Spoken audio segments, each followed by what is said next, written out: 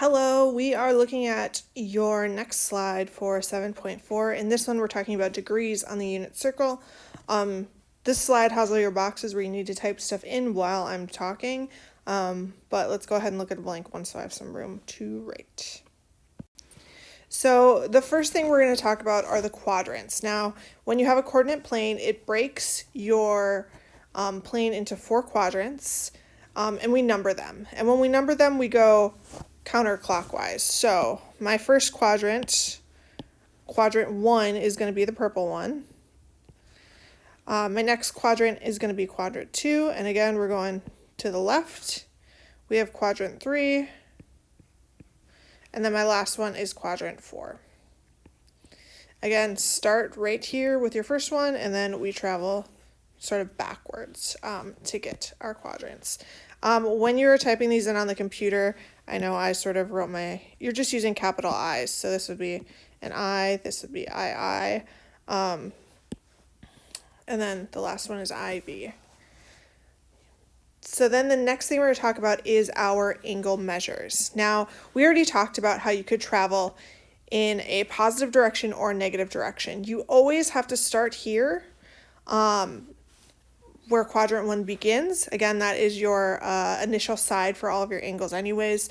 And when I do that, if I start with a positive angle measure, which we're going to type in green, it's going to be 0. So 0 starts here. And I always know kind of like the 4 main things. So I know we go from 0, and then at the top we have 90, and then we have 180 all the way around, and then my last blue line would be 270, and when I come back to 0, I actually also have 360, so I would type both of those in. I'm going to move my 90 up a little bit so I have some room to type later. Now at this point, you can figure out sort of how to break up your circle. If I notice from 0 to 90, I have 1, 2, 3, 4, 5, 6, 7, 8, 9 sections. So that means that 90 divided by 9 equals 10. So each of those sections would be 10 degrees.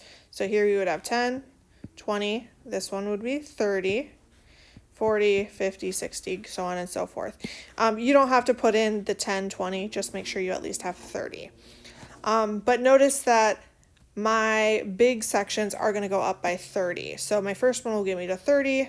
My next one will give me to 60. We got to 90.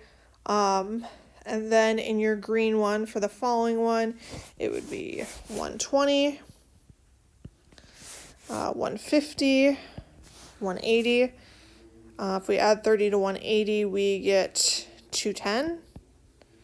Then we get 240, 270. Add 30 to that, we would have 300. And my last one would be 330. And then as we said before, we get back to 360. So again, those green numbers, those are your positive angles. So it's like I'm traveling this way around my circle. Now we're going to go ahead and fill in the red angles. We are going to fill them in going backwards. So now we're going to do negative angles. So we're going to travel this way. The good thing is our numbers still work the same. When I start at my initial side, we're going to have 0. And then if I travel backwards, that's still 1, 2, 3 spots. So that's 10, 20, 30. So my red number here would be negative 30. We travel 30 more, so we have negative 60. 30 more would give me negative 90. 30 more would be negative 120. 30 more would be negative 150. 30 more would be negative 180. 30 more would be negative 210. 30 more would be negative 240. 30 more would be negative 270. 30 more would be negative 300. 30 more would be negative 330. And then 30 more would be negative 360. So those are your positive angle values and your negative ones. And now I didn't write in degrees for all of these, but everything we did was in degrees. So if you wanted to put those in, you can. It's a little hard to do that in slides, but just know that all of these numbers are in degrees. The green ones are your positive angle values, and remember you're traveling counterclockwise for positive angles. Your red ones are negative angle values, and you're traveling clockwise for those. This slide is like your key for the rest of today's work. So I would make sure you have it filled in your interactive notebook. Take a picture of it on your phone if you don't want to flip back and forth slide to slide to use this. But just make sure that it's available to you so you have the rest of the information you need to do today's work. All right, all that being said, thank you for watching. Please check out your next videos, which have some examples about how you're actually going to use this information.